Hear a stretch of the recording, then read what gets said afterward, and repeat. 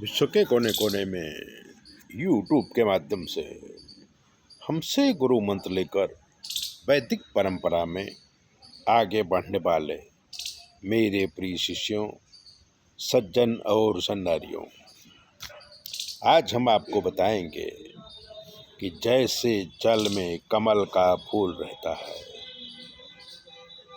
मानव में आसक्ति भरी पड़ी है। आसक्ति से कर्म बंधन बनता है। अगर आसक्ति ना रही तो कोई भी कर्म बंधन मुक्त होता है। एक बार दुर्वासा ऋषि गोकुल में आए तो श्री कृष्ण भगवान उनके दर्शन के लिए गए।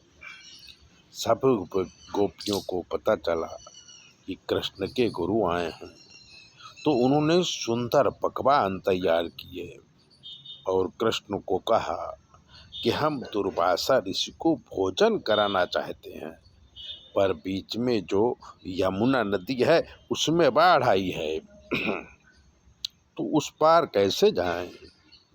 कृष्ण जी ने कहा कि जाओ, यमुना जी को कहना कि कृष्ण अगर बाल ब्रह्मचारी हैं तो हमें मार्ग दीजिए। गोपियों को थोड़ा आश्चर्य हुआ, शंका भी हुई, फिर भी उन्होंने यमुना पर जाने का संकल्प किया।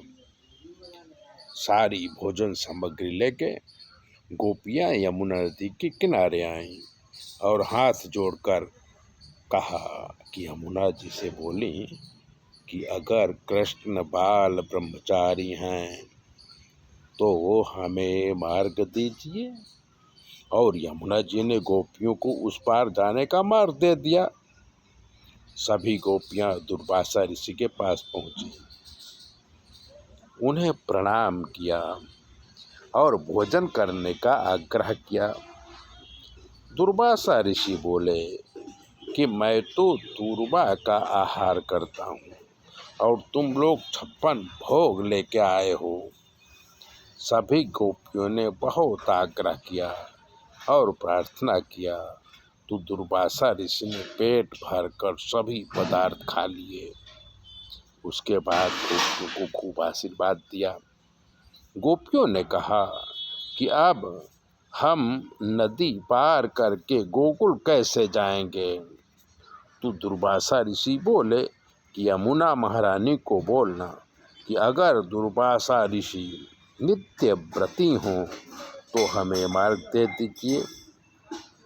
गोपियों ने सोचा कि अभी अभी 56 भोज का भोग लगाए और अब नित्य व्रती कैसे हो गए। फिर भी वो यमुना जी के पास आईं और कहा कि अगर दुर्वासा ऋषि नित्य व्रती हैं तो हे यमुना जी, हमें मार्ग दे दीजिए। यमुना जी ये बात सुनते ही यमुना जी मार्ग दे दिए और गोपियाँ गोकुल आ गई।